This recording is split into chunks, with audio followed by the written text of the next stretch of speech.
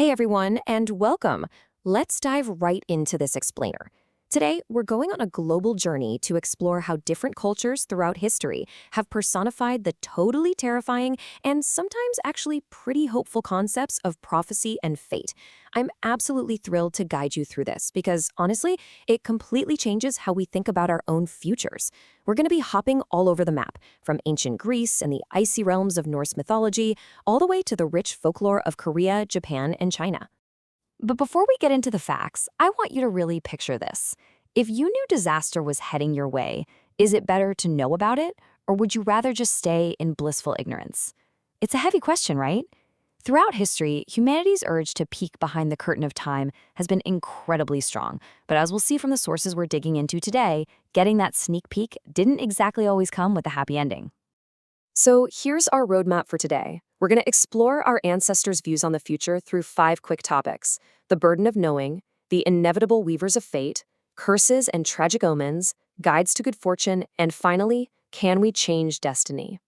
Starting us off with Section 1, the burden of knowing. For a lot of ancient civilizations, the future wasn't some open-ended set of possibilities. It was basically an unyielding trap. I mean, imagine finding out that the whole script of your life has already been completely finalized by some divine author, and you're just an actor forced to hit your marks. The very act of knowing the future became this incredibly heavy burden, mostly because it came with the realization that you had absolutely zero agency to change it. Which leads us right into our second stop, the inevitable weavers of fate. It's honestly wild how two totally separate ancient cultures, the Greeks and the Norse, both landed on the exact same concept of three sisters controlling absolute fate. They just went about it in very different ways. You've got the Greek Moirai operating like a divine, inescapable textile mill, while the Norse Norns act more like caretakers of the cosmos, literally carving destiny straight into wood. Looking closer at the Greek Moirai, who hang out in Olympus, soar down in the underworld depending on the myth, you can really see their relentless, mechanical nature in these 3 steps. It's like an assembly line no human could ever escape. You've got Clotho spinning the thread, Lachesis measuring it out, and then Atropos, who is definitely the most terrifying of the bunch, making the final cut.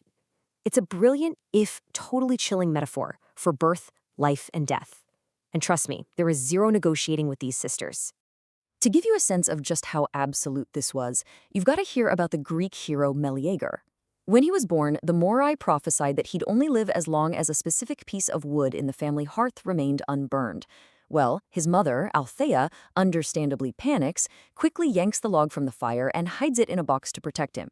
But years later, after Meleager killed his uncles in a bitter dispute, his mother became so enraged that she pulled out that hidden log and threw it straight into the flames. Despite all her initial efforts to save him, the Moirai's prophecy was fulfilled at the exact second that log turned to ash. There was literally no way out. Now, let's jump over to the Norse Norns to see how this builds. Operating down near the roots of the World Tree, Yggdrasil, at the Well of Erd, these 3 goddesses essentially dictate the laws of the universe. You have Erd for the past, Verandi for the present, and Skuld for the future. They keep the World Tree from withering by watering it with mud every single day, but they also dictate the apocalyptic destiny of Ragnarok, the ultimate destruction of the gods' world.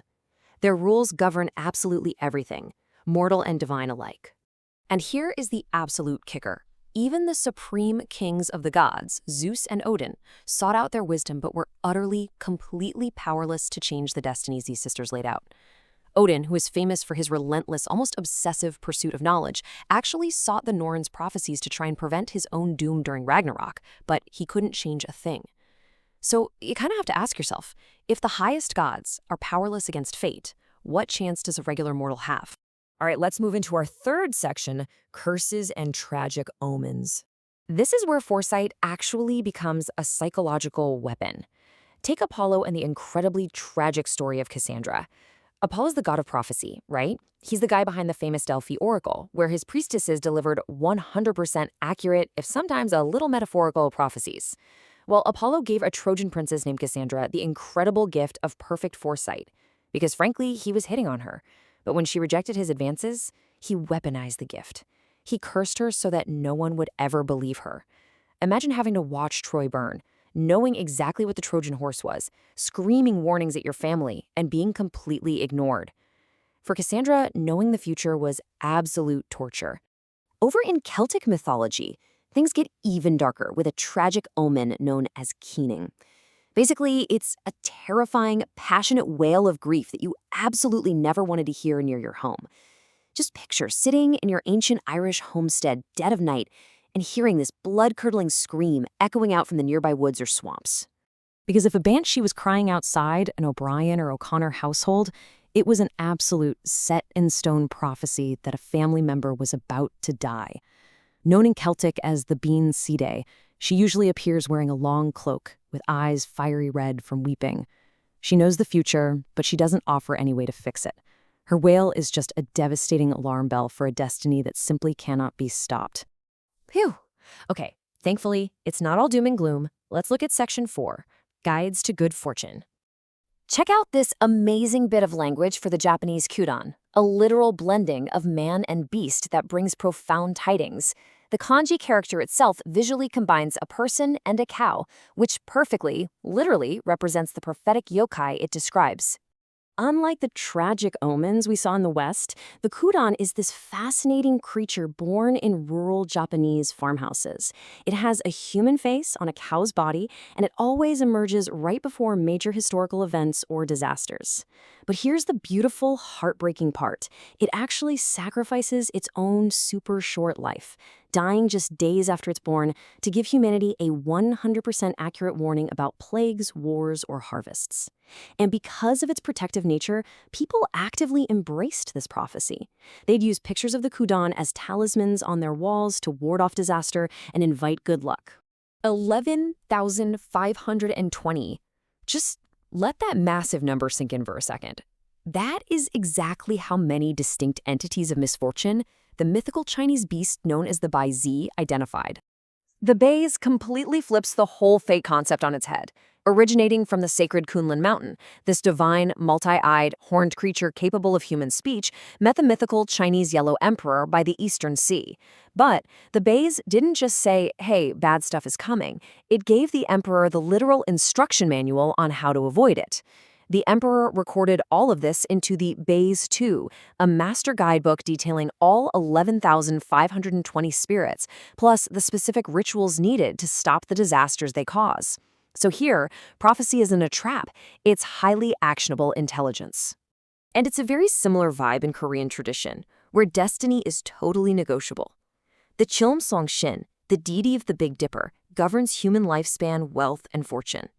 If a parent has a sick child, they don't just throw up their hands and accept it as fate.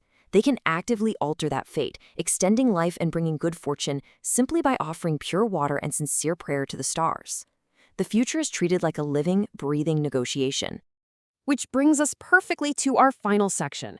Can we change destiny? Looking at the whole picture here, there's a really clear divide. Notice how the Western entities, the Morai, the Norns, the Banshee, largely represent fixed, tragic fates, where prophecy is absolute. You literally can't escape it. But the East Asian entities, the Kudan, the Bais, the Chilmseongshang, they offer actionable warnings. They give us systems of prayer and knowledge to negotiate a much better life. So, as we wrap up this explainer, I want to leave you with a thought to chew on. Were the ancients seeking permission to just surrender to fate, or were they actually looking for the courage to change it? Are we trapped by our circumstances like the heroes of Greece, or can we negotiate our destiny armed with knowledge and action? Thank you guys so much for joining me today. Until next time, keep questioning what's written in your stars.